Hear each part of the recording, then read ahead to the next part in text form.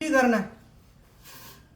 Practical तो कर लोगे आप, प्रैक्टिकल करने से थोड़ी कि तुम्हारा ज्ञान बढ़ गया कि कोई चीज आपने कर ली तो। हीरा दिए जला दे बेटा, चालू कर दिए, ठीक है।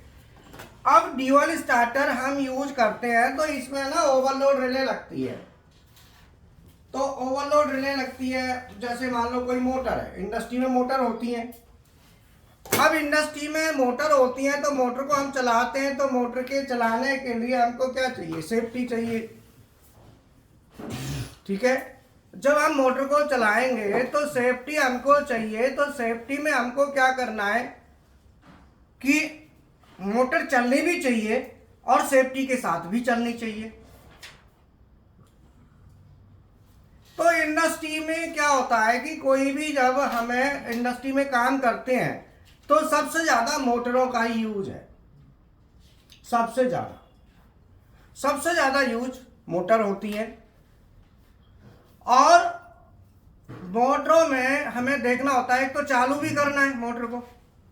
चालू करने के साथ साथ हमको देखना होता है कि मोटर में मान लो हमारी जो करंट तो नहीं बढ़ रहा, वोल्टेज का क्या असर हो रहा है, करंट का क्या हो रहा है, मीटर के फेलियर क्या होते हैं, किस किस कारण से फेलियर होते हैं, ये सब चीज मैटर करती है।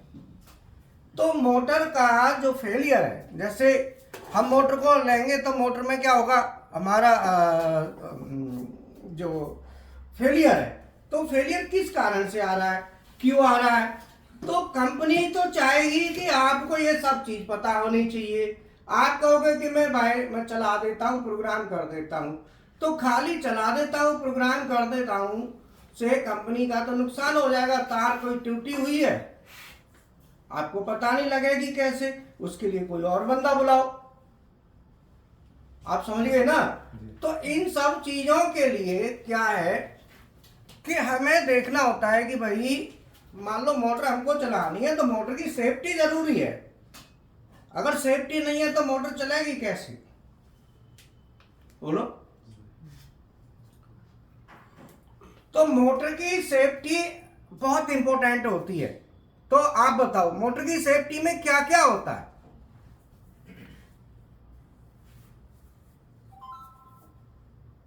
सेफ्टी के लिए सर एक तो वोल्टेज देखते हैं सर। नहीं, सेफ्टी के लिए हम क्या क्या लगाएंगे, ये मेन चीज है। और तुम बेटा पढ़ाई करो, मेहनत करो, ऐसे आने जाने से कुछ नहीं होता है। ऐसे आए चले गए, बैरंग आए बैरंग चले गए। बैरंग समझते हो? बैरंग पहले एक पत्र होता था। बैरंग कहते हैं डाक की तरह, डाक जैसे डाक जाती है ना, बैरंग पत्र होता था। वो बैरंग का मतलब यही है कि आप गए, सूतम सूत आ गए, कुछ फायदा। जैसे मंदिर में गए, अब मंदिर में गए, जाके चलते चलते दर्शन करे और निकाल लिए, तो उसका कोई वो नहीं हुआ। वहां बैठो 10 मिनट 15 मिनट 20 मिनट, वहां स्टडी करो, उसकी स्टडी करो, सोचो, अपना दिमाग लगाओ, तो उसका तथ्य निकलता है। ऐसे ही यहाँ पे पढ़ने आए और आगे चले गए तो उससे फायदा नहीं है। यहाँ आके चीजों को लेके आओ, फिर हमसे पूछो कि सर मेरा ये प्रॉब्लम है, ये कैसे होगी सॉर्ट आउट, या कोई भी पॉइंट है सर ये बता दो, मुझे हेल्प करो। समझ में आया? तो वो सब चीजों की वजह से क्या है कि फिर आप कमजोर रह जाते हो। आपस में कर लेते हो, वो उससे कह लेता है, वो उससे कह लेता है, उसका कोई तत्व निकलता नहीं। अब उसको जिस दूसरे को जितना पता है वो अपने हिसाब से कह देगा। आप भी देखो, इसका देखा प्रैक्टिकल ये खूब कर लेता है। कितने दिन हो गए तुमको? मेरा हो गए 17-18 दिन के। 18। अब ये प्रैक्टिकल कर लेता है, लेकिन थ्योरेटिकल जो चीज है उस चीज में अभी कल हमने देखा स्टेटस तो बहुत पुअर कंडीशन पड़ी। तो क्या है कि ये सब चीजें क्यों पुअर है? क्योंकि कारण है आप आपस में ही कर रहे हो। वो उसको कह देता है, वो उसको कह देता है ऐसे है, वो कह देता है ऐसे है। तो आपने देखा ना, धर्मशाला जैसे होती हैं या कहीं ऐसी संस्थान होते हैं, वहां पे आपस में ही करके अपना, कोई कोई कहने वाला नहीं है ना पूछने वाला है।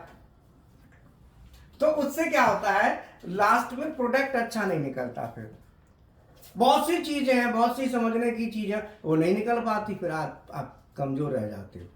उसका कारण है, अब जैसे आता है पूछता नहीं है कोई भी चीज। अब चाहे ये 10 साल आ जाओ, जैसा था वैसा ही रहेगा, 10 साल के बाद भी वही दिखाई देगा जहां है।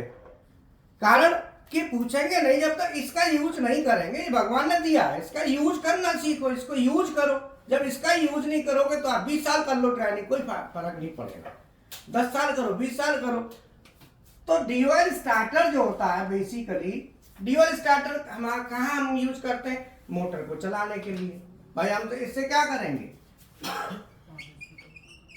जो एसी मोटर होती हैं, चाहे वो 3 फेज की हो या सिंगल फेज, दोनों में से, तो एसी मोटर को चलाने के लिए हम करते हैं।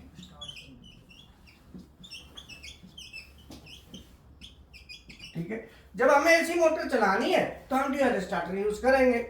अब क्वेश्चन आता है कि इसमें हम कैसे यूज करेंगे, क्या क्या इसमें सेफ्टी लेके चलेंगे, कौन कौन सी सेफ्टी डिवाइस लगाएंगे, क्यों लगाएंगे। भाई अब मान लो एसी मोटर चलानी है, ड्यूअल स्टार्टर क्या है? सिंपल एक कॉन्टैक्टर लो, मोटर को सप्लाई दे दो, ड्यूअल स्टार्टर बन गया। भाई ड्यूअल स्टार्टर में क्या होता है, जैसे मान लो एक एमसीबी ले ली। अब ये मान लो हमारी एमसीबी है,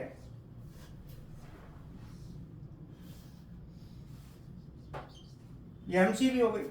एमसीबी से हमने सीधा कॉन्टैक्टर को सप्लाई ले गए।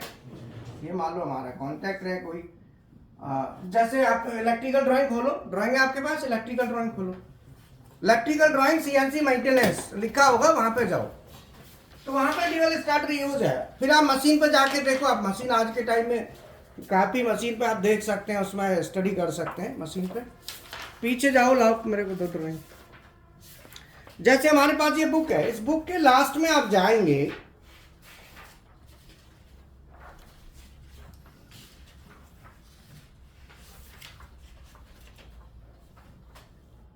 यहाँ ये लिखा है, ये सबको दिखाई देगा, सीएनसी मशीन मेंटेनेंस।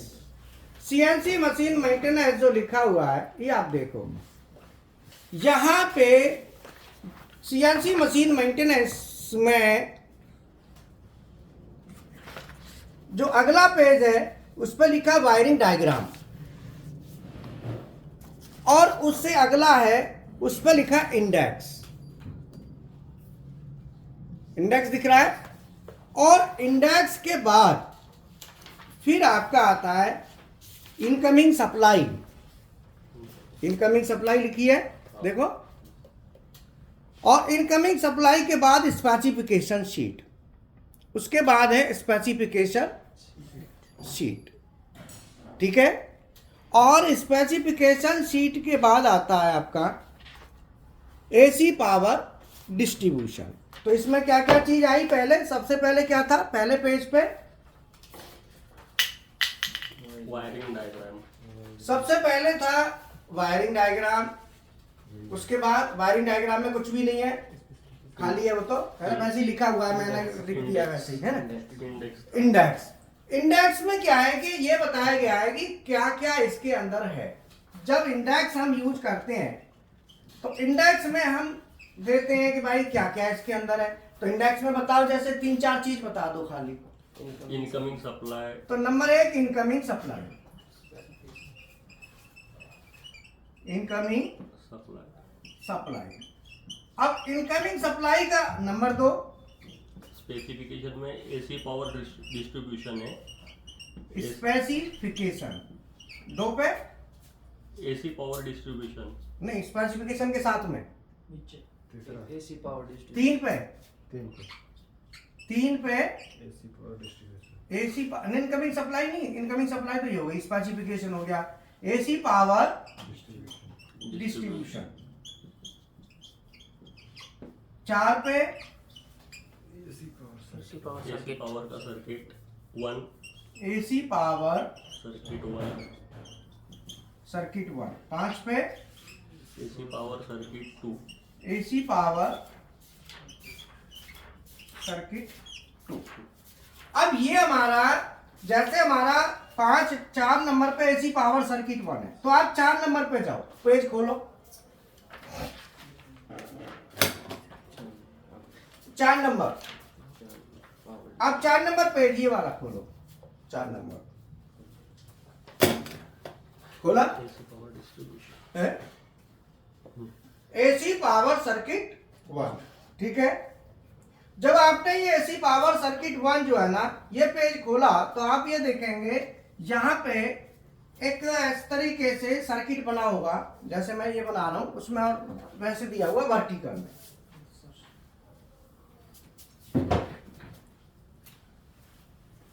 एक, दो, तीन, और बीच में मान लो एमसीबी, तो एमसीबी इसमें ऐसे लगा दी होगी, ये भी एमसीबी है, ठीक है।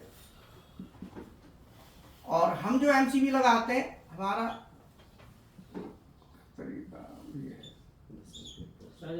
हाँ, ये हमारी एमसीबी हो गई।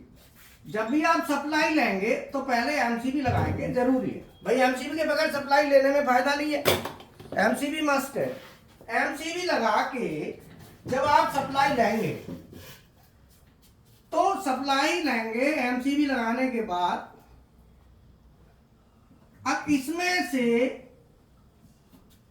3 फेज, 1, 2 और 3,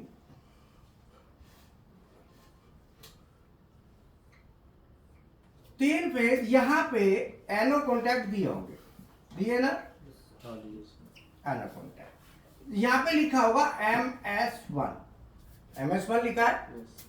ये MS1 क्या है? ये कॉन्टैक्टर है।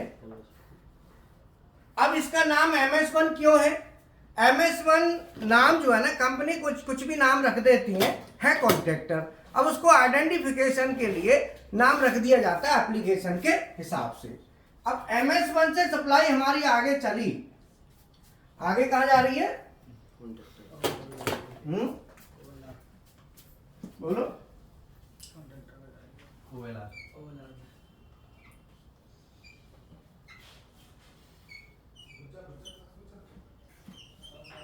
OLR, और OLR के बाद जाएगी फिर मोटर पे।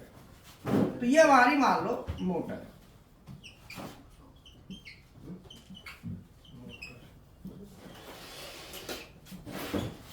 ये हमारी 3 फेज मोटर है। तो ये जो सर्किट बना हुआ है ये ड्यूअल स्टार्टर है। यहाँ पे इसमें क्या है? कॉन्ट्रैक्टर लग गया, कॉन्ट्रैक्टर के बाद ओवरलोड रिले लग गई, ओवरलोड रिले के बाद हमारी मोटर। अब ये सर्किट ड्यूअल स्टार्टर का सर्किट है। तो ड्यूअल स्टार्टर में हम क्या करते हैं? एक कॉन्ट्रैक्टर यूज करते हैं और कॉन्ट्रैक्टर के साथ हम ओवरलोड रिले लगाएंगे, ओवरलोड रिले के साथ हमने इसमें लगा दिया। अब ये जो कॉन्ट्रैक्टर है MS1, ये कॉन्ट्रैक्टर यहाँ पे सब आई सप्लाई। तो अब आपको ये ध्यान देना है कि जो नंबर, हमेशा ड्राइंग में क्या ध्यान देना होता है कि जो नंबर आपका इधर साइड में होगा वो नंबर अपोजिट साइड में नहीं होगा, वो नंबर चेंज होना चाहिए। जैसे आप पैनल वायरिंग करते हैं, वायरिंग में वायरिंग का ये रूल है कि आने वाली तार का नंबर जाने वाली तार के नंबर से डिफरेंट होना चाहिए। जैसे आप ये देखो, इस तार का क्या नंबर दिया हुआ है? 140 यहाँ पे क्या दिया है? यहाँ पे 10 10L1 10L1। जो 10L1 तार है वो यहाँ से लेके यहाँ तक है। अब ये जो एनो है इसका कॉन्ट्रैक्टर का, MS1 कॉन्ट्रैक्टर का एनो है, इससे जो तार आगे जाएगी तो ये नंबर बदल जाएगा। यहाँ पे क्या नंबर है? 140। अर्थात आने वाली तार का नंबर ये है, तो जाने वाली तार का। कभी भी आने वाली तार किसी भी एनो NC कॉन्ट्रैक्ट पे जो तार आती है उसका नंबर और जाने वाली का नंबर एक नहीं होना चाहिए। अगर है तो गलत है, ठीक कर लो और खुद भी मत दो। अब क्वेश्चन आता है कि अगर मैं 10L1 यहां भी लिख देता तो क्या होता? अगर मैंने 10L1 यहां भी और 10L1 यहां भी लिख दिया तो इसमें बाय द वे ये तार निकल जाए तो मुझे इस तार पर 10L1 लिखा है, मैं इस तार को यहां जोड़ दूंगा। भाई आदमी तार पर नंबर देखता है, देखा कि यार इधर भी ये नंबर इधर की होगी, तो ये सबसे बड़ी समस्या खड़ी हो जाएगी। ये बाईपास हो गया है। तो इसीलिए आने वाली तार का नंबर और जाने वाली की तार का नंबर डिफरेंट होना चाहिए। ये ड्राइंग का रूल है। कभी भी किसी भी ड्राइंग को आप देखेंगे, किसी भी कितनी बड़ी से बड़ी ड्राइंग देख लो, नंबर मैच नहीं खा सकता आने वाला। ये इंटरनेशनल रूल में आता है, इंटरनेशनल नॉट नेशनल। ये कभी भी, अब इसको मान लो कई स्टूडेंट है, जैसे इसका नंबर इधर क्या है 140। अब ये बात कितनों के समझ में आई, कितनी आई, ये जरूरी है। अब जैसे ये लिख रहे हैं, अब आप बताओ, लिखा तो है आपने, ये नंबर अलग अलग क्यों होंगे? जो सर ये इस साइड लिखा जाएगा ना सर, तो उससे अलग आएगा ये। क्यों आएगा?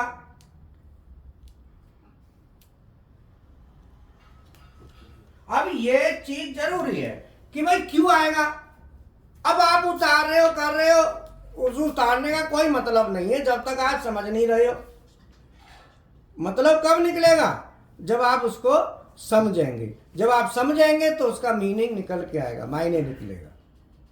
ठीक है, तो इसीलिए इन चीजों का ध्यान रखना हमारी जिम्मेवारी है कि आप बताओ। सप्लाई सर बाईपास हो गई। हाँ बैठ जाओ, बैठ के बताया करो, कोई खड़े होने की। देखो हमारी क्लास में कोई भी सीरियस होने की जरूरत नहीं है, खड़े होने की जरूरत नहीं है, बैठे बैठे बता दो। बस ये है कि ज्यादा उसमें मत आओ, जैसे डिसिप्लिन को एकदम खराब करना। 2 लड़के आए नहीं आज स्कूल वाले, वो आज नहीं है, वो क्या है कि हंसते रहेंगे तो वो उससे क्या है थोड़ा ठीक नहीं रहता। सीरियस रहना जरूरी है, मुस्कुराते रहो, सीरियस रहो, मुस्कुराते रहो।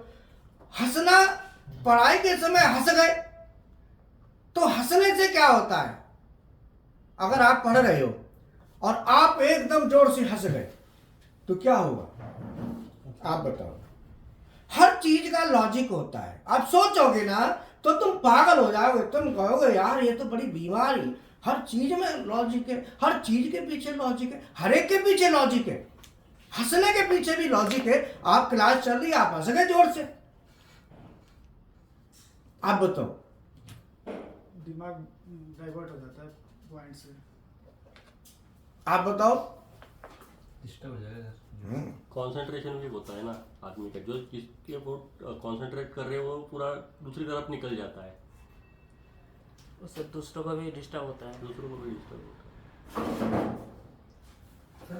कंसंट्रेशन सर वो हो जाता है, डाइवर्ट हो जाता है। तो और हम आपको बताएंगे देसी भाषा में, तुम तो पढ़ा रहे बता रहे पढ़ी लिखी में, हम कहेंगे न्यूट्रल गियर में चला जाता है दिमाग, खटाक से समझ में बैठेगी। हाँ दूसरे का जाएगा, अपना ही आएगा। खुद का तो गया ही है, तो हंसेगा तो दूसरे हम का जो है ना जैसे ही हंसेंगे, हंसना डॉक्टर कहते हैं ना, हंसना सही है, बढ़िया, खून बढ़ता है, ताजगी आती है, लेकिन कब हंसना है ये भी देखना है, उसकी भी कंडीशन है। अगर आप क्लास कर रहे हैं और यहाँ पे सीरियस सोचने की बात चल रही है, माइंड के सोचना है, माइंड को डेवलप, माइंड जो है ना इसमें थिंक करेगा, प्रोसेस करेगा, और माइंड को आपने गियर में डाल दिया, माइंड सोचना शुरू। अब आप हंस गए तो हंसते ही क्या होगा आपका? जैसे हम हंसते हैं तो माइंड का जो सोचने का सेंसर है ना वो एकदम न्यूट्रल हो जाता है, सेंसर सिग्नल देना बंद। मतलब ये समझ लो माइंड का सोचना उस समय बिल्कुल बंद होता है जब आप हंसते हो। और ये इसीलिए क्रिया बनाई गई है हंसने वाली कि जिससे बार बार माइंड को रिलैक्स मिले। आप काम कर लिया, थक गए, फिर आप हंसते हैं, तो कई बार रामदेव बाबा कहते हैं वैसे ही हंसो, नहीं आ रही हो तो भी हंसो। कुछ कहते हैं योगा वाले जो योगा कराते हैं वो क्यों कहते हैं कि हंसो? क्योंकि उन्हें पता है हंसने से शरीर एकदम, तो वो कुछ नहीं होगा हंसने से। क्या होगा? वो होगा कि आपका दिमाग उस समय शांत होगा, और जब दिमाग को कुछ आराम मिलेगा। बोलो, रात को सोते में भी दिमाग काम करता रहता है, कुछ न कुछ उधर उधर। बोलो, कई बार कहीं मर रहे होते हैं, कहीं शादी हो रही होती है, कई बार तुम्हारे पीछे कोई पड़ गया, तुम किसी के पीछे पड़ रहे हो, कोई सपने में भी चलता रहता है। लेकिन जब हंसते हैं तो उस समय माइंड एकदम, दोनों तरह का माइंड, 2 तरह के माइंड होते हैं ना, एक तो होता है जो हम अब दिन में जो काम कर रहा है, एक जब सो जाएंगे तो सोने के बाद फिर काम करता है।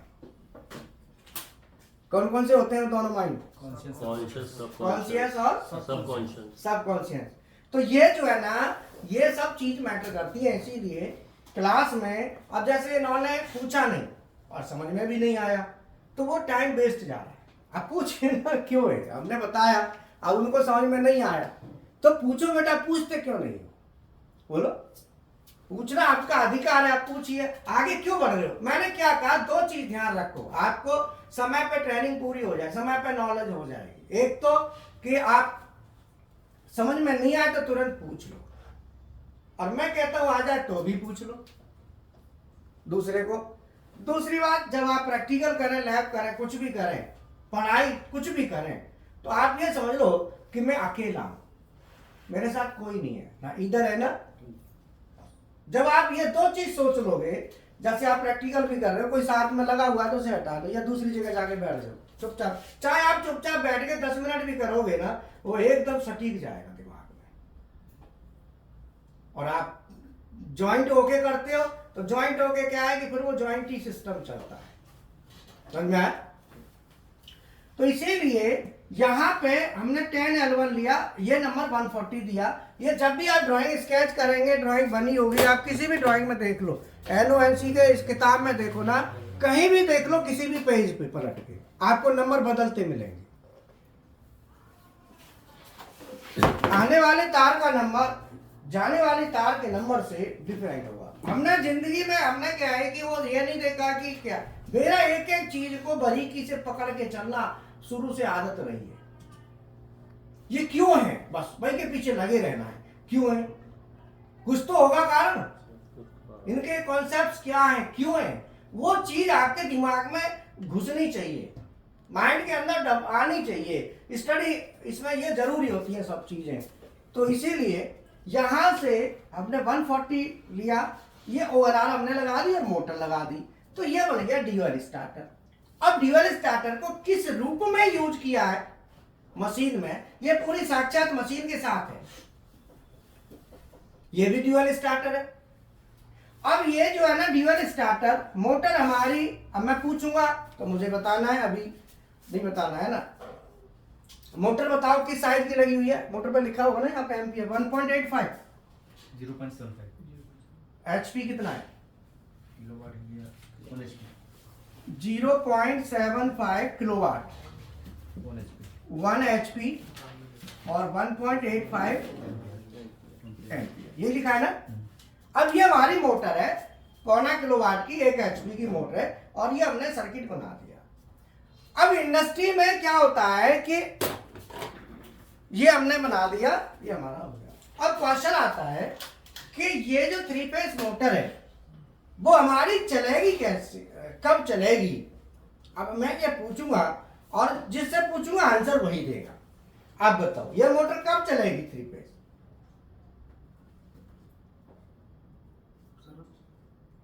अभी नहीं पता सर, 2 दिन हुआ सर गया है। अच्छा, 2 दिन पहले काम नहीं किया कभी, फ्रेशर हो जी, कोई बात नहीं, ठीक है। चलो आप बताओ, सप्लाई देंगे। आप बताओ,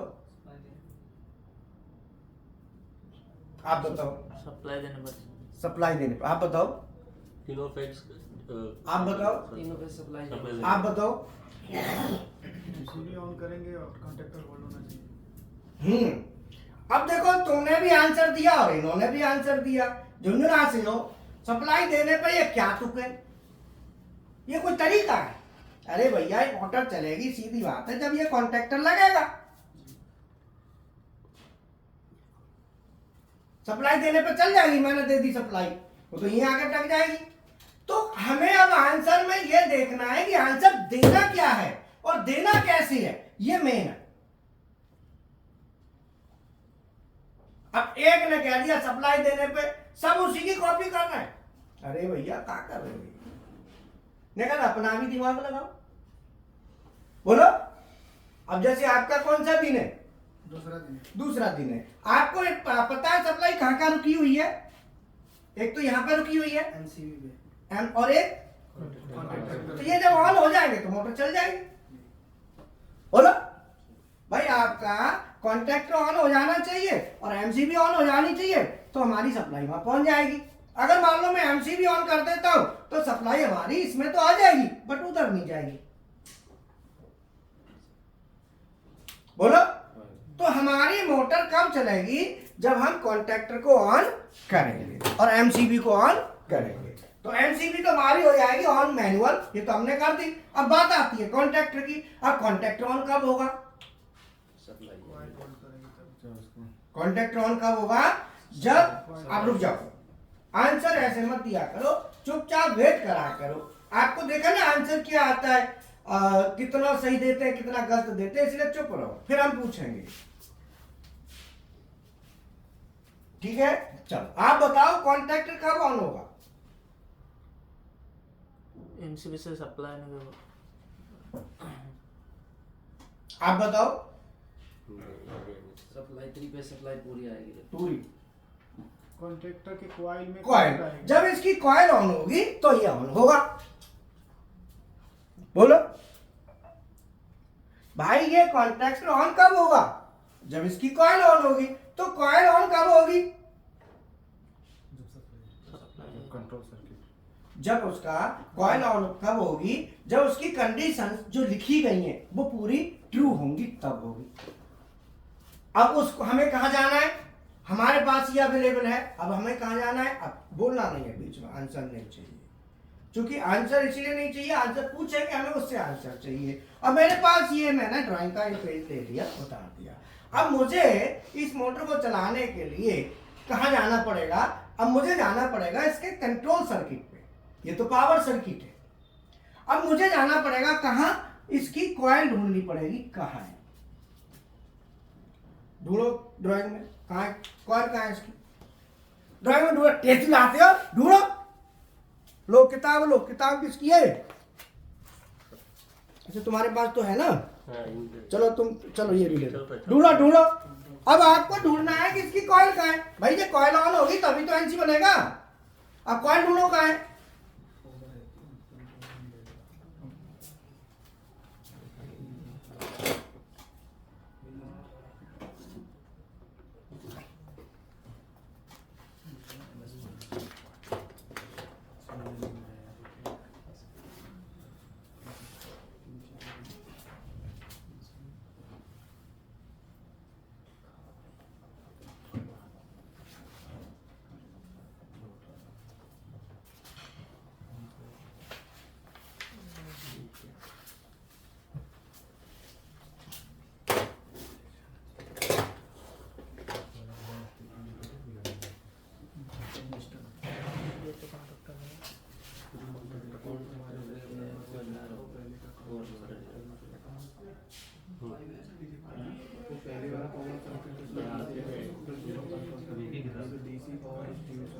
किताब मिला के इतना पास से बैठे रहते इसीलिए डांट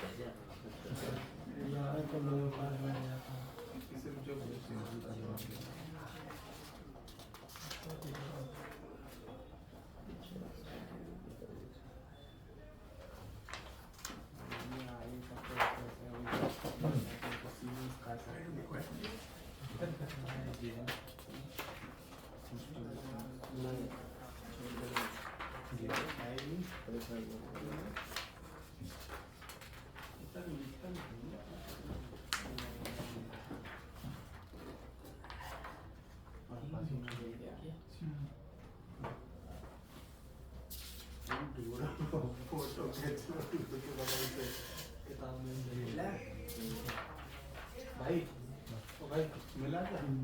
मिला आपको हो गया? दिखा दो यार, मुझे दौड़ के इधर फोटो खींच लेंगे। ले लो मेरा भाई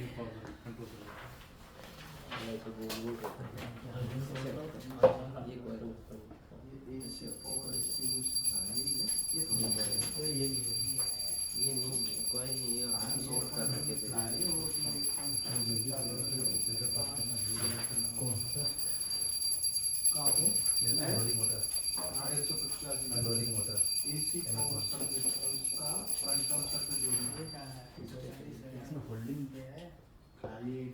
सही है ना?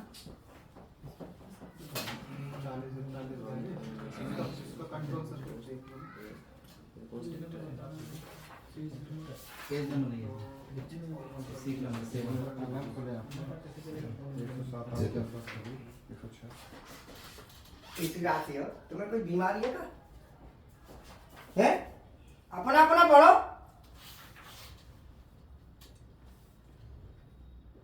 एक बार सुबह समझा दिया कि तरीका समझो, चुपचाप बैठे रहो, और जो समझ में आ गया ठीक है, नहीं चुपचाप पढ़ो। जब तुम लगोगे ना पढ़ने, जब आदमी स्वयं में लगता है तो तब देखना कि कितना निखार आता है। ऐसे कर रहा है, कुछ कर लिया कर, पढ़ लिया कर, खाली ऐसी करने से होता है। और तुम सुन लो, अगर किसी के साथ बैठा मिला ना, सुन ले, कोई भी स्टूडेंट, जो स्टूडेंट को अपनी पढ़ाई है, अरे अपनी पढ़ो, कितनी आ रही है कोई बात नहीं, वो सामने है, उसे बुला लो कि सर मेरे को थोड़ा मदद करना, ठीक है वो मदद कर देगा। थक गए बैठ जाओ, स्टडी करनी है बैठ के कहीं पढ़ते रहो, प्रैक्टिकल करना नहीं तो घर जाओ। लेकिन फालतूबाजी बातें करना ये लैब में अच्छा नहीं लगता। मान लो नहीं है, मान लो हम नहीं है, तो तुम यही काम करेंगे फिर पीछे से। देखो सीधा है, हम आज यहाँ है ना तो उसका कारण यही है कि अकेले लगे रहो। हमें कंपनी में भी काम करते थे तो कंपनी में भी जो हमारे साथ के बंदे थे वो कहते चमचागिरी करता रहता है, रात दिन लगा रहता है, आजा बैठ ले गप सप आगे भी तुम आगू मीड़ते मेंटेनेंस वाले, तो आजा मीड़ और खा। चलो मैंने कि भाई ऐसा है, तुम भी समय पूरा पास कर रहे हो, मैं भी अपना पास कर रहा हूँ, मेरा तरीका अलग है, तुम्हारा तरीका अलग है, बोलो भाई। मुझे मेरा काम करके मजा आ रहा है और तुमको बैठ के मजा आ रहा है, मजा आना चाहिए, सबका तरीका अलग है। तो उसमें क्या है, जो मेरे से कहते थे, एक दिन उनको भी फिर पता चला कि यार हम गलत थे। अब वो मैनेजर है, हम तो छोड़े आए मैनेजर ही 20 साल पहले ही, 22 साल, अब वो मैनेजर है। अब मैंने कि पता चला, अब वो दूसरों से कहते काम कर ले, गपिया रहा है, मैं टेसी राशि हो, जब तुम गपियाते थे अब तुम दूसरे से कह रहे, जब तुम गपियाते थे तब कुछ नहीं था। गलती सुधार रहे हैं। हैं?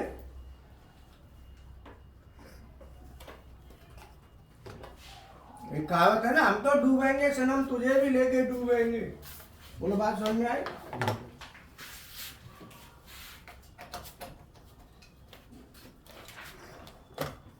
अब देखो हीरा कितनी मेहनत करता है, समझ में आई नहीं आई?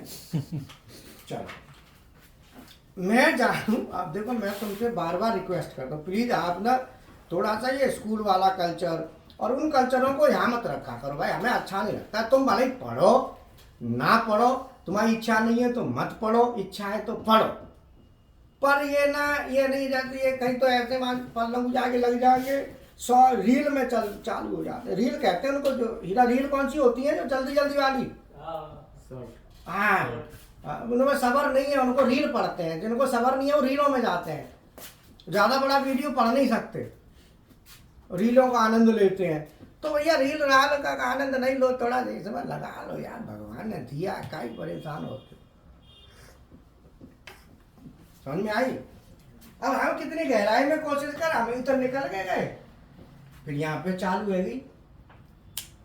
एक दिन टीचर सा बैठा ना, ये शांत ना बैठ, कहीं तो ऐसे ही कितना भी कह लो, शांत होंगे ही नहीं, पता नहीं क्या बीमारियों ने, कोई सेंसर फैले है वो, कहा है वो समझ में ना आ रही, या तो कोई सेंसर काम ना करो। अरे अपनी पढ़ाई पढ़ो,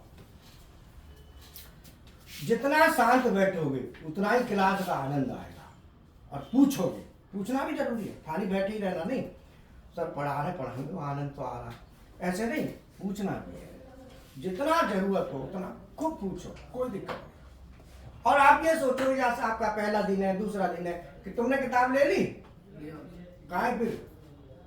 रूम पे तो 2 दिन में ही तुमने रूम पे रख दी, मैं कहा तो पुरानी हों देते भाई, भूल गया सर, कल आया था सर। हाँ किताबें भूल गए, भजनों वाले चलाने में ताकत लगाती होगी, लोहे में है, लेके आया करो। जो अब मान लो तुम बॉर्डर पे तुम्हारी ड्यूटी लगाई जाते आना ने रखे आए, माने कि कोई तो लड़े पे हाथ ना आए, एक साइड में करते अचानक कोई आ गया तो बातें क्या हो गए, रुक जा त्यारा ने ले आने से पहले हवा के मरो, जब जब ना आ सको कितने दिन आते खाली बैठे हो, तो ऐसे नहीं, साथ रखो हमेशा और उसमें ढूंढने की कोशिश करो। जो पढ़ाया जा रहा है ना वो उस किताब में सब है, बट ढूंढना है कहाँ है, और हमसे पूछो हम बताएंगे कहाँ है। ठीक है, अब यहां पे ये MS1 जो कॉन्टैक्टर है, मोटर कब चलेगी, जब ये जो एनो है वो NC बनेगा, और ये NC कब बनेगा, जब इसकी कॉइल ऑन होगी। तो अब बताओ कॉइल किस किसने ढूंढ ली, तुमने ढूंढ ली। अब एक तो ना किताब में ज्यादा खर्चा नहीं आता, हीरा सस्ती देता है वैसे, तो सब अपना ले लिया करो, क्योंकि एक दूसरे की किताब में झांकते हो तो वो भी ठीक नहीं है, अपनी में ही झांको। चलो तुमने ढूंढा,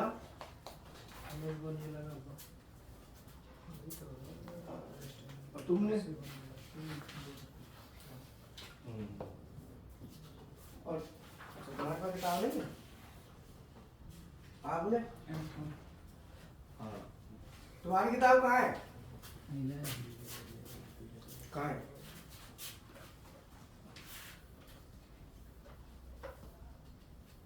मेरा पन्ना पलट रहे तो तेज जाते हम कहाँ जा रहे हो?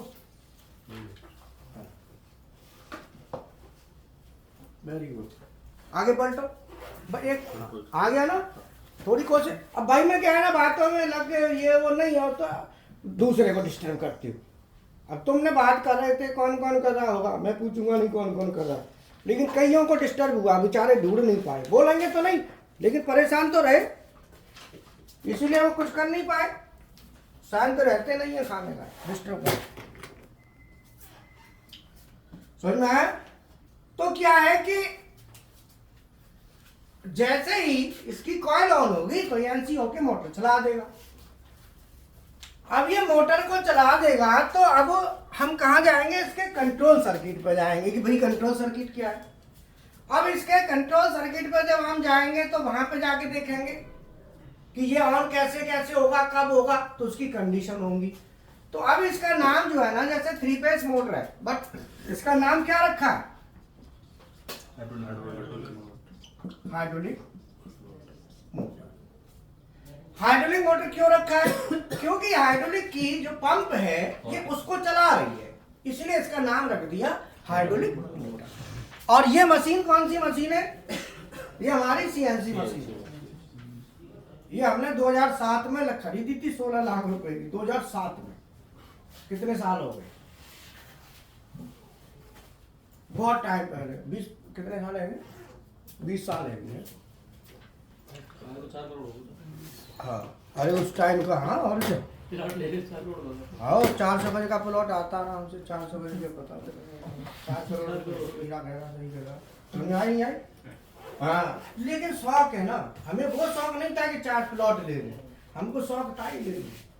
ये आदमी का अपना अपना पैशन होता है, हर एक की अपनी अपनी वो होती है क्राइटेरिया की, भाई ये समझ में आया ना। तो इसीलिए अब यहाँ पे हमने इसका ऑन कराएंगे, तो अब ये मशीन में ऑन होगा तो ऑन कैसे होगा, तो ये बताओ CNC मशीन पे कौन कौन गया है, कोई भी नहीं गया। तुम तो वहीं था, एक दिन गया तो था अपने पापा के साथ, CNC मशीन बनी गए थे, तुम दोनों आए तो थे बाप बेटा, तो दूसरे थे, वो दूसरा कहाँ थे, आज नहीं आए, तुम बिहार से आए हो, तो लोग अरे फिर वो कहाँ, बिहार वाला कहाँ है, आज छुट्टी पे होगा, चलो कोई बात नहीं। पर तुम कहाँ से बेटा, रेवाड़ी, ठीक है। अब बताओ कि इसकी जो कॉइल है वो ऑन होगी तो ये ऑन, मोटर चल जाएगी। अब इसमें हमने जो ओवेला लगाई है, ओवरलोड रिले, अब ओवरलोड रिले लगाई है तो इसकी रेंज क्या होनी चाहिए आप बताओ? इसकी ओवरलोड रिले तो लगाएंगे, तो कौन सी रेंज, क्या रेंज होगी इसकी?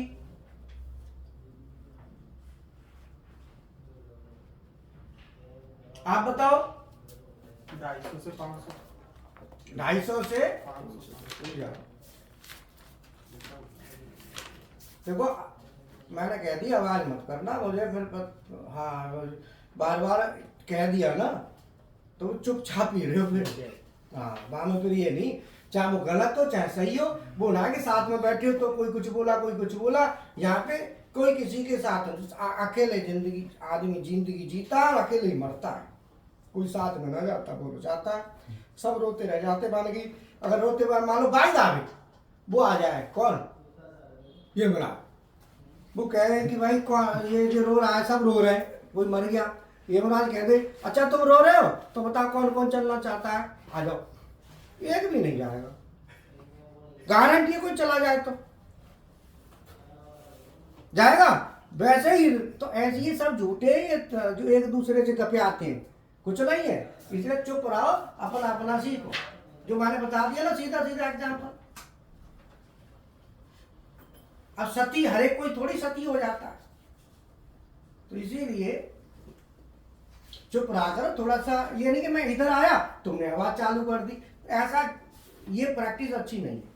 आपको नॉलेज है ठीक है, 4 चीज सीख ली, कंपनी में काम करे या कुछ है तो इसका तो ये थोड़ी है कि आप रोका खाए ना रुक रहे, ऊपर जा रहे हो, तुम्हारा भी इंतजाम है, हमारे पास टेंशन मत लो, सबका है। ऐसे क्वेश्चन दागेंगे तो चुप पड़ जाओगे फिर हाँ तो इसीलिए शांत रहा करो, दूसरे को भी सीखने दो, क्योंकि इनमें क्या है गहराई है, सब्जेक्ट को डीपली हम लेना चाहते हैं तो ले जाएंगे तभी ना, जब इस पर रुकोगे थोड़ा कोशिश करनी तो कैसे चले जाएंगे बताओ। अब क्वेश्चन आता है कि ओवरलोड रिले हमारी किस रेंज की लगेगी, क्वेश्चन यहाँ पे ये आता है, तो इन्होंने कहा 250 से 500 क्या कहा था 502 250 से। अब तुम ये बताओ ये 502 लोग बीडी है क्या है, बीडी का बंडल है 502 तो अरे तो मैं तो इसमें सही रिप्लाई दे रहा हूँ, वैसे मेरे को पता नहीं है 502 पता का बीड़ी नहीं है बहुत प्रचार लगा रहता है दीवारों पे, 502 पता का बीड़ी 502 लगा रहता है ना। अब बात आती है कि किस रेंज की लगेगी, क्वेश्चन ये है हमारा पूछने का ही होता है कि किसको कितना आइडिया है, पहले ये पता कर लेते हैं, जिससे बताने से पहले पता है तो हमें पता रहेगी कौन आदमी कितना इसमें नॉलेज किसको कितनी है वो है। तो इसमें जो ओवरलोड रिले लगाएंगे तो ओवरलोड रिले की जो रेंज लगेगी वो रेंज हम लेंगे उस हिसाब से लेंगे कि पहले सबसे पहले इसका एम्पियर चेक करेंगे कितना है मोटर का। अब मोटर का एम्पियर है 1.85, इसका मतलब कि 1.85 में एम्पियर है, इसके हिसाब से ओवरलोड रिले का सिलेक्शन किया जाएगा। पहले तो मोटर का एम्पियर देखेंगे, भाई मोटर का एम्पियर कितना है, उसके हिसाब से हम सिलेक्शन करेंगे। तो ओवरलोड रिले की जब भी बात आएगी तो उस पर एम्पियर की जरूर, मोटर का एम्पियर चेक करो पहले, तब ओवरलोड रिले लगेगी। अब मान लो किसी कस्टमर ने लगा के भेज दी और उसके पास उस रेंज की नहीं थी, कोई पुरानी पड़ी थी किसी दूसरी रेंज की, मैंने कहा लगा दो देखी जाएगी, बहुत होता है ऐसा, भेज दी, बाद में मेंटेनेंस वाला कहेगा ये तो सर रिले, पहली बात तो कहेगा ही क्या, वो इतना वो भी ना देखता, वहां भी कोई नहीं बैठा जो देखेगा कि कोई गलत आ गई कि सही आ गई चीज क्या है, कोई चेक नहीं करता। परचेज करने वाला अपना अलग होता है, चेक करने वाला अलग होता है। चेक करने वाले को कह देता है चल दिवाली पे गिफ्ट आ जाएगी तो दे दिया जाए, कैलेंडर दे दियो बस ठीक है, ओके पास कर चल ठीक है, बोलो बात समझ में आई। कंपनियों में सीधा बंदा है, कैलेंडर दे दो, डायरी दे दो, साइन करवा लो, अंदर घुसेगा ही नहीं, वो चेक ही नहीं करेगा कितना मटेरियल इसमें जरूरत के हिसाब से कितना नहीं है, दिवाली पे गिफ्ट दे दो बस, तो समझ लो साइन तुरंत साइन कर देगा। तो क्या है कि अब ये ओवरलोड रिले सही रेंज की है या नहीं है, और कितनी होनी चाहिए ये हमको पता होना चाहिए। तो हम जब इंडस्ट्री में काम करेंगे तो हमें ये चीज देखनी है बारीकी से। हमने कहा जी हमने थोड़ी लगाई थी, लगी आई है, एक आंसर होता है, ध्यान देना। मान लो गलत लगी है, अब मान लो ये तो है 1.85, मैंने लगा दी मान लो 2.5 एम्पियर से 4 एम्पियर की। अब मैंने 2.5 से 4 की लगा दी ओवरलोड रिले। अब 2.5 से 4 की लगा दी तो ये तो इस रेंज से ऊपर जा रहा है। अब क्वेश्चन आता है कि ये 2.5 से 4 की लगाने से या जो 1.85 है इससे ऊपर लगाने से नुकसान क्या होगा। अब यहां पे क्वेश्चन आता है कम की लगाएं तो नुकसान क्या होगा, दोनों कंडीशन को हमें सोचना है। तो सबसे पहले हमें यह जानना जरूरी है कि ये जो 1.85 लिखा है इसका मतलब क्या है। ये हमारा इंपॉर्टेंट क्वेश्चन है। ये 1.85 है, इसका क्या मतलब है, ये क्वेश्चन है। वो रनिंग कंडीशन में अरे तेरे से पूछा वैसे तेरा सेंसर फेल है का, ये क्लास ही अलग है, ध्यान रखना।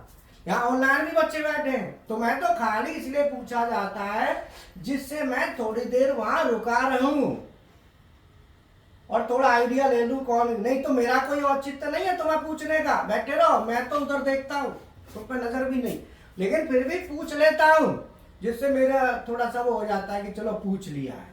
नहीं तो बैठे रहो, बैठे चले जाओ, तुम्हें ये नहीं पता चले क्लास चल रही है, जैसे आए वैसे जाओ चुपचाप, दोबारा मत बोलना। जब जिससे पूछा जाए केवल वही बोलेगा क्योंकि पैसा सब दे रहा है। बोलो बात समझ में आई। यहाँ पे ऐसे ऐसे स्टूडेंट हैं जिन्होंने कभी फैक्ट्री नहीं देखी, जिन्होंने कभी स्कूल ढंग से नहीं देखा, पॉलिटेक्निक कर आए, गलती से हो जाती है। अब गलती से हो गई तो हो गई, अब उसे निभाना है। फिर कई बार पूछेगा जो टाइट करके इंटरव्यू ज्यादा ले रहा है तो क्वालिफिकेशन क्या है, बोले 10th है भाई, तो पॉलिटेक्निक, अरे अभी नहीं बताएंगे पॉलिटेक्निक, ज्यादा पूछ लेगा फिर गड़बड़ कर देगा।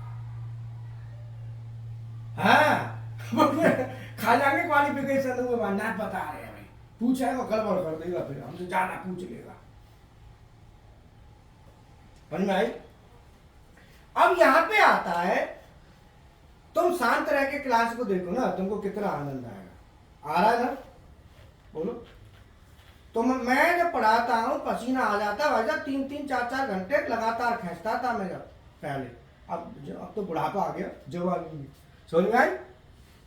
हाँ, अब थक जाते हैं थोड़ा, अब बांध थकने लगे, बुढ़ो टाइप की कैटेगरी में आ रहे हो। समझ में आ लिया है। तो क्या है कि ये 1.85 लिखा है, इसका मतलब मैं आपको ऐसी ऐसी चीज पूछूंगा जो तुम कहोगे बाकी सर हमको नहीं पता था और अब पता चला है, और ये सत्य है कि हमें नहीं पता था सर, अब पता चला, आपने बताया, फिर इसे नोट भी करना होता है। और कईयों के तो जो माइंड के वो है ना, अंदर के जो सोचने वाले पार्टिकल, वो एक्टिव ही नहीं हो पा रहे, जोर लगा लगा के थक रहे हैं कि एक्टिव हो, सोचना शुरू करें। बात समझ में आई। हीरा एक बार चाय पिलाया, पसीना आ रहा है। समझ में आई। अब यहां पे बात आती है कि इसका क्या मतलब है जो हमने दिया है। अब इसका मतलब हम पूछेंगे। अब मान लो तुम में से मान लो 2 को पता है, उसने फटाक से बोल दिया, तो बाकी के हवा खाने आए। हम पूछेंगे, हम उससे पूछेंगे जो हमें पता है कि वो बता नहीं पाएगा। 70% गैस हमारा ओके होता है, 30% में डाउट रहता है प्लस। ठीक है, चलो अब आप बताओ इसका क्या मतलब है। सर ये स्टार्टिंग करंट है। ओके, आप बताओ। No idea, no idea. जिसको नहीं पता हो नो आइडिया बोला करो। चौथा ऑप्शन, जैसे मान लो कोई वोट पड़ रहा है तो वोट हमने किसी को नहीं डालना है तो एक ऑप्शन आता है नोट आइडिया। क्या होता है?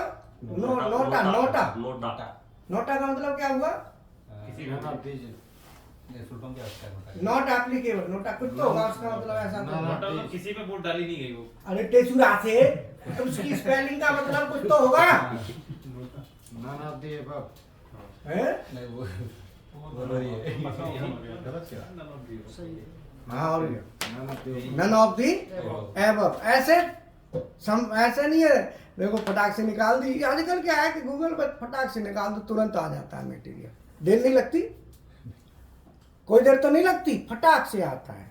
इसीलिए खुद में पढ़ो, इसीलिए तो कहता हूँ खुद में पढ़ो। वो जमाने थे पहले पढ़ने के लिए दूसरा आदमी चाहिए होता था कि यार बताए, अब नहीं, अब तो एडमिशन आप लोग ले रहे हो ना, तो एडमिशन लेने की भी जरूरत नहीं है। अगर चाहो तो थोड़ा दिमाग लगाओ ना, तो बगैर पैसा दिए काम चल जाए आजकल, तो ऐसा जमाना है। समझ में आई? तो अब यहां पे क्वेश्चन आता है 1.85 का मतलब, ये जो लिखा है इसका मायने क्या है? आपने बता दिया, आप बताओ। No idea? अनुमान लगा सकते हैं, बोल सकता हूँ 8.85 की एम्पियर है, तो इससे ज्यादा नहीं जाना चाहिए। आप बताओ। सर 1.8 एम्पियर है, अगर इससे ज़्यादा करंट आया तो मोटर जल जाएगी मतलब। फुल लोड करंट है सर। फुल लोड, आप बताओ। मोटर का फुल करंट है। फुल लोड एम्पियर है सर। इसका मतलब क्या हुआ? मतलब सर ये जब मोटर चलेगी तो इतना लोड लेगी। इतना लोड लेगी, 1.8 आप समझना।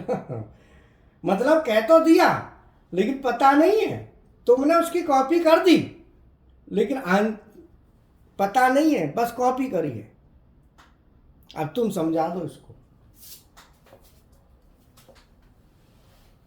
आप बताओ। कभी भी किसी की कॉपी मत करो, नहीं पता है तो बोलो सर एग्जैक्ट नहीं है, मतलब नहीं पता, लेकिन दूसरे की कॉपी मत करो। अब जैसे उसने कहा फुल लोड एम्पियर, तो ये कह रहा है कि चलेगी तो इतना एम्पियर लेगी, ये चीज तो नहीं है। आप बताओ।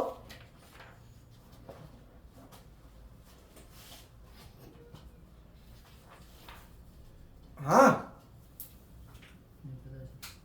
बेटा, सीखो सीखो, कोशिश करो, ऐसे फायदा नहीं। हमको दुख होता है, तुमको तो नहीं होता होगा, पर हमको होता है।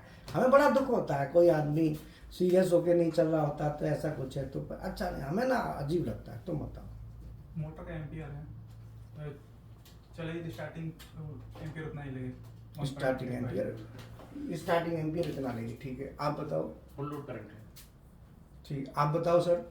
सर फुल लोड करंट है, मतलब मोटर किसी भी कंडीशन में चले, इससे ज़्यादा उसका एम्पियर नहीं होना चाहिए, उसका डिजाइन है।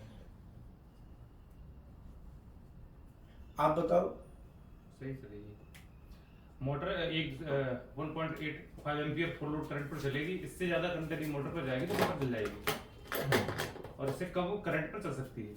मतलब है कि जो 1.85 एम्पियर लिखा है, अब कितनों को पता और कितनों को नहीं पता, सबका तुक्का चलता रहता, लेकिन हकीकत तो नहीं पता होती। क्लास में, क्लास का मतलब ही क्या जब 100% को क्लियर ना हो जाए। 100% का मतलब ईच एंड एवरी। जब ऑफलाइन में सभी को होगा तो ऑनलाइन वाले भी इतने में मौका मिलेगा सोचने का, वो भी सोच लेंगे इतने में। तो इसका मतलब ये हुआ कि जो 1.85 एम्पियर लिखा है मोटर का, इसका मतलब है कि ये मोटर जब हम चलाएंगे तो उस समय कितना एम्पियर लेगी, वो डिपेंड करेगा लोड के ऊपर। जितना आप लोड डालेंगे उतना एम्पियर लेगी। जैसे जैसे हम लोड बढ़ाएंगे, जब मोटर पे हम बिल्कुल लोड नहीं डालते, जब मोटर की नो लोड कंडीशन होती है, उस समय 25 से 30% एम्पियर करंट लेती है, 20% लेगी। बियरिंग हो गए तो कुछ मैकेनिकल बियरिंग्स हो गए, और वो थोड़ा बहुत एम्पियर जो है, जो मैग्नेट बनाना होता है ना, फील्ड बनाना है, उसके लिए जितना उसे चाहिए उतना करंट ड्रॉ करती है। लेकिन असली करंट जब आता है वो आता है लोड डालने से। लोड डालने से पहले तो कुछ भी करंट नहीं होता, 20% मान लो आनुमान, 20% भी नहीं होता और कम होगा। लेकिन जैसे ही आप मोटर पर लोड डालेंगे तो लोड डालते ही उसका एम्पियर इंक्रीज होगा, बढ़ेगा। तो मोटर की क्या एक लिमिट दे दी भाई कि ये एम्पियर लास्ट है, इससे ज्यादा नहीं जाना चाहिए, अगर इससे ज़्यादा जाएगा तो मोटर हीट होगी और जल जाएगी। तो उसके लिए सेफ्टी लगा दी ओवरलोड रिले। हमने ओएलआर लगा दी। हमने ओएलआर लगा दी तो ओवरलोड रिले क्या करेगी कि ये जो एम्पियर है, अब हमारी ओवरलोड रिले की जो रेंज है वो इसके अंदर आनी चाहिए। रेंज इसके अंदर आनी चाहिए। अंदर आएगी तो अब रेंज जब अंदर आएगी तो वहां पे हमें रेंज पता होनी चाहिए कि रेंज क्या है इसकी। तो रेंज का हमें पता होना चाहिए कि भाई ओवरलोड रिले की रेंज क्या क्या होती है। तो इसकी 1.6 से 2.5 है। आवाज नहीं, देखो मैंने आप स्ट्रिक्टली बोल दिया है, मुझे आवाज मत ना करे, मैं फिर झड़क दूंगा कहा मुझे। अच्छा तुम बाद में मत कहना, क्योंकि तुम लोगों को क्या आदत पड़ गई है थोड़ी क्लासों का, अभी तबीयत खराब रही है ना मेरी, तो तुम्हें पता ही नहीं डिसिप्लिन रूल रेगुलेशन क्या है क्लासों के। तो इसलिए तुम ये चीज बंद कर दो बिल्कुल। जब तबीयत खराब थी ना तो भाई मैं भी कुछ बोल नहीं पा रहा था, चलो कोई बात नहीं। तो लेकिन ये प्रैक्टिस बिल्कुल नहीं चाहिए, मुझे दोबारा आवाज मत करना बिल्कुल। मैं लिख रहा हूँ तो मैं चुपचाप लिख रहा हूँ, लिखने दो, टाइम लगे तो लगने दो, लेकिन उधर से आवाज मत करना। अब देखते रहो, पढ़ते रहो, आनंद लो।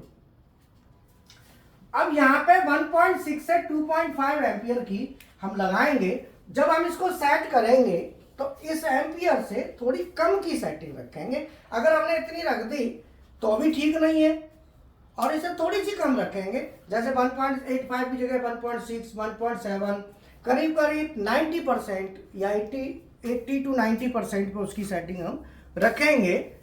तो यहाँ पे जब ओवरलोड रिले हमारी लगा दी तो हमको ट्रिपिंग भी करानी है।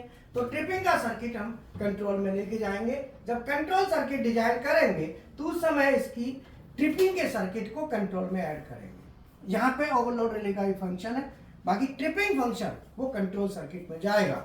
तो ओवरलोड रिले की जो रेंज सेटिंग है वो ओएलआर ओवरलोड रिले की जो सेटिंग होती है, जो मोटर के फुल लोड एम्पियर का 80 to 90%, नॉट 100%।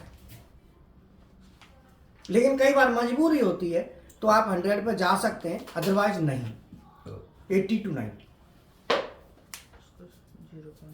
to 90% ही रखेंगे, इससे ज्यादा नहीं होना चाहिए। जब मजबूरी है तो हम चाहें। अब जब मोटर पे हमने, अब यहाँ पे क्वेश्चन आता है, कोई तुमसे इंटरव्यू में क्वेश्चन कर लेगा कि भाई जब मोटर पे कोई लोड आप नहीं दे रहे हो तो ये मोटर बगैर लोड के लगभग कितना एम्पियर ले रही होगी।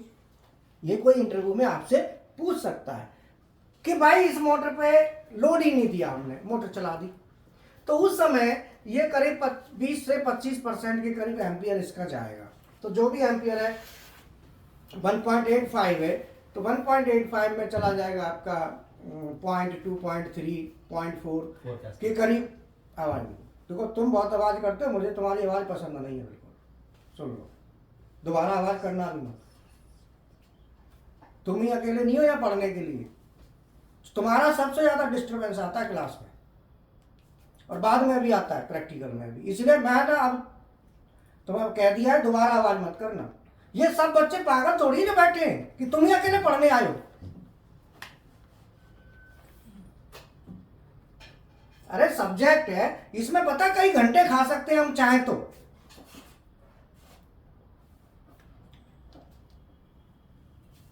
बोलना नहीं देते, बीच में काट देंगे बात को। अरे यार कोई बोल रहा है तो उसे बोलने तो दो यार, इतना तो कम से कम कमाल के आदमी हो आप। कोई तो कहेगा चलो आनंद आ रहा है क्लास में, बढ़िया आनंद ले रहे हैं सर, इतना हमें पढ़ा रहे हैं, बढ़िया मेहनत कर रहे हैं, हमारे साथ लग रहे हैं, अच्छा है, समय दे रहे हैं। हम समय देना चाह रहे हैं, तुम हो के बाद बस ये कोई प्रैक्टिस ठीक नहीं है खाने का। अब देखो लिखने लग रहा है, उसको जरूरत है तो लिख रहा है, जिसको जैसी नीड है वो अपना करता है। डिस्टर्ब तो नहीं कर रहे काम के, डिस्टर्ब क्लास को करते हो। अब इसमें जैसे ही हम ओवरलोड रिले लगाएंगे तो उसकी जो सेटिंग है, मान लो कोई इंटरव्यू में तुमसे पूछ ले कि भाई मोटर पे कोई लोड नहीं डाला हुआ, मोटर नो लोड पे है उसमें, तो मोटर कितना करंट लेगी, क्वेश्चन आता है।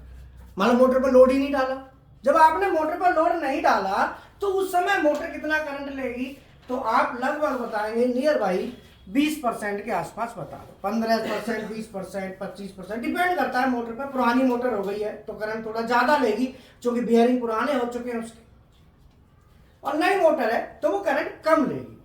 अब तुम्हें दो चीज़ यहाँ पे कोई पूछेगा कि ये मोटर, जब मोटर को हम नो लोड कंडीशन में चला रहे हैं, तो नो लोड कंडीशन कहते हैं जब उस पर कोई लोड नहीं डाला हुआ, उस समय मोटर कितना करंट लेगी, दूसरी बात, और उस समय पावर फैक्टर कितना होगा नो लोड कंडीशन पर। अगर मोटर नो लोड कंडीशन पर लोड नहीं है उस पर, उस समय का पावर फैक्टर कितना होगा, अब ये क्वेश्चन आता है। तो एम्पियर की बात कोई करे तो बोलो 15 से 20% पूरे का, लगभग। एग्जैक्ट ये नहीं है, वो तो डिपेंड करता है मोटर के ऊपर, मोटर की बेयरिंग्स के ऊपर, मोटर की बेयरिंग की क्वालिटी क्या है और बाकी। तो उस समय का पावर फैक्टर कितना होगा वो भी लगभग, एग्जैक्ट तो कोई भी नहीं बताएगा भाई, मोटर टू मोटर वेरी करेगा। तो जब मोटर हमारी नो लोड कंडीशन में है उस समय का पावर फैक्टर कितना होगा। अब क्वेश्चन आता है, आप बताओ। पावर फैक्टर सर मोटर का 0.8 से लेके 0.9 होता है। ठीक है, आप बताओ। अब आया ना क्वेश्चन, और आ गया। अगर तुम आगे बढ़वा देते तो ये नहीं आता। फिर मैंने क्या कहा कि जितना तुम शांत रहोगे उतना ही ज्यादा मटेरियल तुम्हें मिल पाएगा। सीधा दूसरों का नुकसान है, अपना भी है। हम सोचे कि हमें ये चीज आती है, लेकिन उसमें और भी बहुत है। एक कहावत है ना कि आदमी को जब इतने साल हो गए पढ़ाते पढ़ाते या काम करते करते, जिस आदमी ने पूरी लाइफ इसी में निकाल दी हो, तो मटेरियल बहुत होगा डेफिनेटली उसके पास, तो उसे लेने में टाइम लगेगा। इसीलिए क्लास को चुपचाप चल रहे तो तुम्हें फायदा है, आनंद लो क्लास का।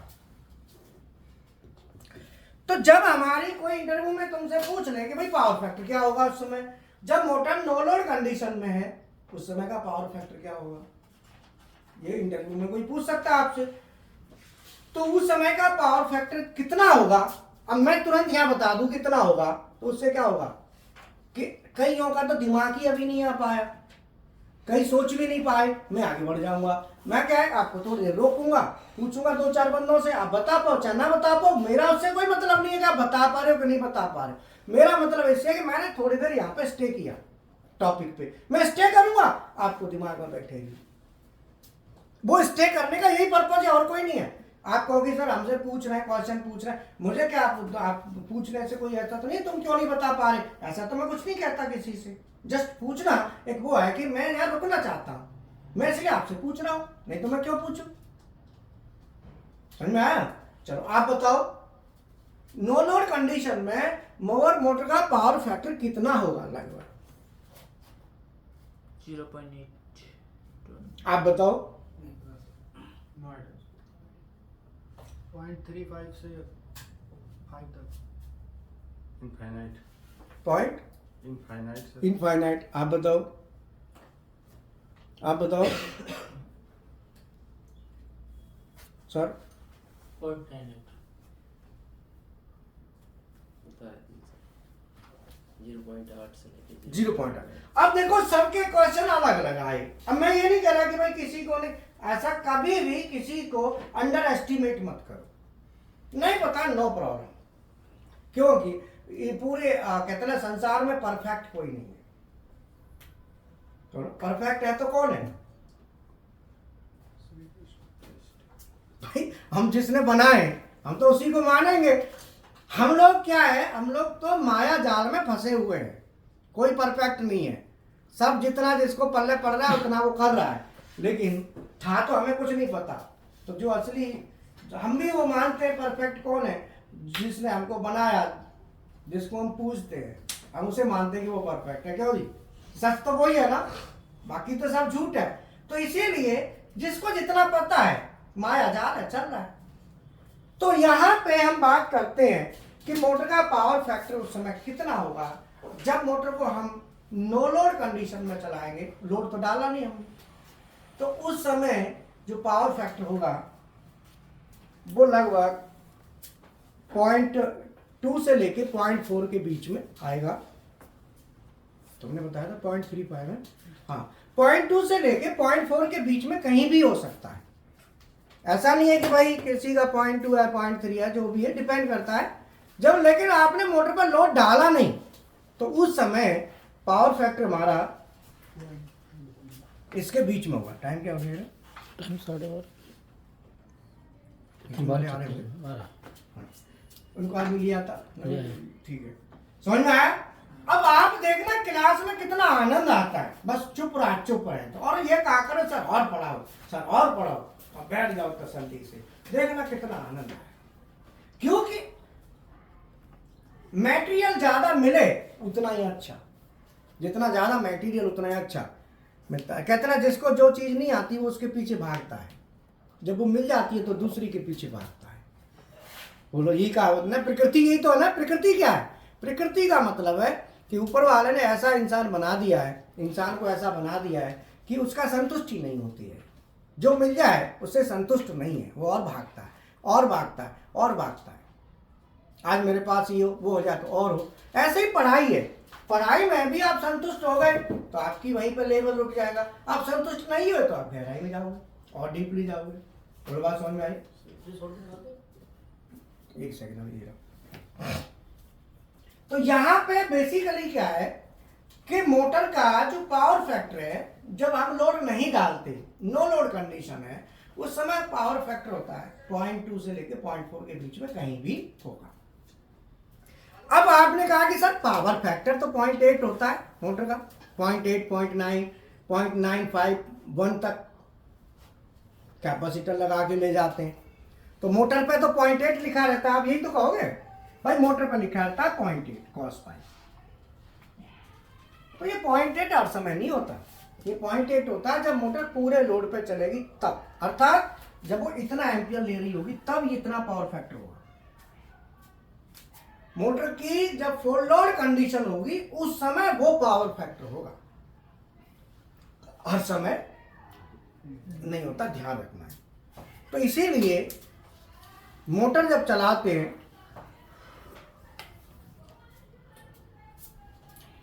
तो ओवरलोड रिले हमने क्या के लिए लगाई?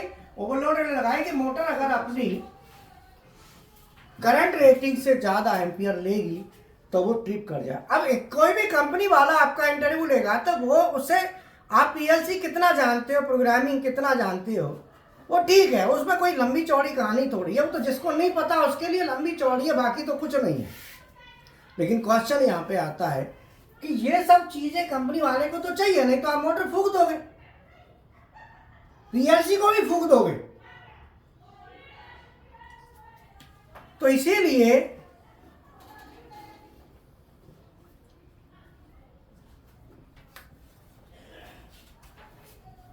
जब मोटर को हम नो लोड कंडीशन में चलाएंगे तो उस समय का कॉस पाई होता है 0.2 से लेके 0.4 के बीच में आएगा। और अब इस मोटर को आप चलाएंगे तो मोटर का कॉन्टैक्टर लगा दिया, ओवरलोड रिले लगा दी, और ये हमारा ये जो सर्किट है ये कहलाता है पावर सर्किट, ये मोटर का पावर सर्किट है, ठीक है। और कंट्रोल फिर अलग बनता है, जो जिससे हम कॉन्टैक्टर को ऑन कराएंगे वो वाला कंट्रोल होगा। तो अब यहाँ पे बात आती है कि भाई कंट्रोल सर्किट हमारा होता है तो ये सीएनसी मशीन में लगा हुआ है, तो सीएनसी में चलता कैसे होगा, अब क्वेश्चन आता है। तो इसे चलाने के लिए वहां पे हमारे एम कोड और जी कोड यूज होते हैं, उनसे ये चलता है, चीज वही है। इसीलिए सीएनसी मशीन और पीएलसी में जो डिफरेंस है वो यही है कि सीएनसी में लैडर तो होगा लेकिन चलाने के लिए बटन भी होंगे, लेकिन बटन के साथ साथ एचएमआई भी होगी, और उससे अलग से एक चीज और होगी जिनको कहेंगे हम एम कोड और जी कोड। तो इनको चलाएंगे वो हम एम कोड से चलाते हैं। तो हाइड्रोलिक को अगर एम कोड से चलाते हैं तो मान लो मैंने M15 और M16 ले लिया, तो M15 और M16 ये कोड है, ये सब एम कोड होते हैं। अगर मैं M code M15 M code से ऑन करता हूं तो M16 से ऑफ कर दूंगा,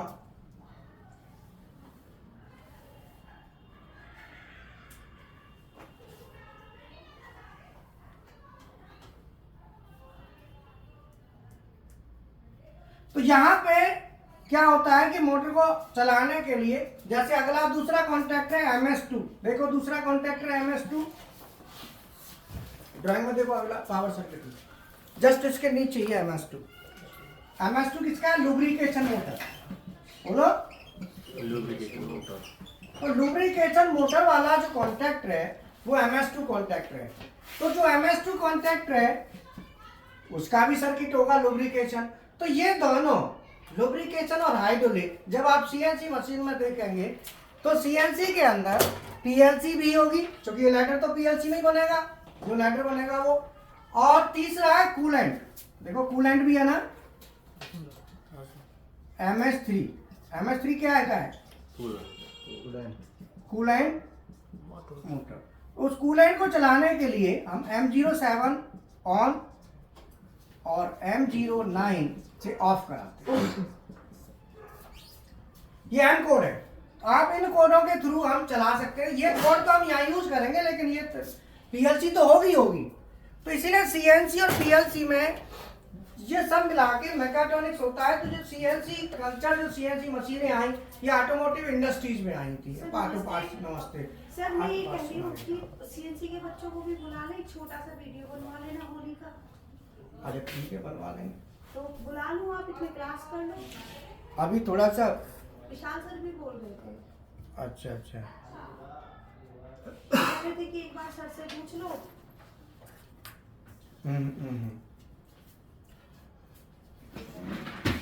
सर जी नमस्ते। नमस्ते। क्या हो गया? है? क्या हो गया आपको? हम उधर से आ रहे थे, आंटी की सहेली मिल गई। हाँ। उन्होंने मुझे पकड़ लिया। तुम आ गए हो, तुम्हारी कुर्सी है? हाँ। बैठ जाओ। पहले आपसे मिलने सोचा। मेरे से मिलेगी? हाँ, बैठ तो। जाओ। अब देखो पूरा धुआं फेंक रही सब। नहीं, ये ना पता क्लास चल रही है, टॉपिक कहाँ चल रहा है, चलन दो जो चल रहा है। समझ में आया? किस किस को समझ आया? यहाँ पे क्या है कि हमने कॉन्ट्रैक्टर लगा दिया, ओवरलोड रिले लगा दी। अब इनको एक एक चीज को जानना हमारा जरूरी होता है। अगर जानेंगे नहीं तो उसका मतलब हम कैसे उसको समझेंगे भाई ये क्या चीज़ है, क्यों है, कैसे है। उन सब चीज़ों को जानना हमें ज़रूरी होता है। तो अब ड्यूअल स्टार्टर का प्रैक्टिकल किस किस को जो करना है, जिसको भी, तो आप अपना प्रैक्टिकल कर सकते हैं। और जिनको प्रैक्टिकल करना है 2-2:30 बजे तक आप अपना कर लो। दोपहर बाद फिर हम अपना वर्कआउट करेंगे। और मैंने आपको बता दिया कि 2 दिन, कल क्या है, मंगलवार बुधवार, 2 दिन तो नहीं आना, ध्यान रखना। हम वर्कआउट करेंगे अपने हिसाब से, लैब का फंक्शनिंग, ठीक है। उसके बाद तो ये अपना ड्यूअल स्टार्टर का प्रैक्टिकल आप कर लेना। और बाकी मैं क्लास ओवर करता हूँ, ठीक है ना। और क्लास को एंजॉय करना है तो वेट करा करो, क्लास में आगे मत भागो, ठीक है। ओके।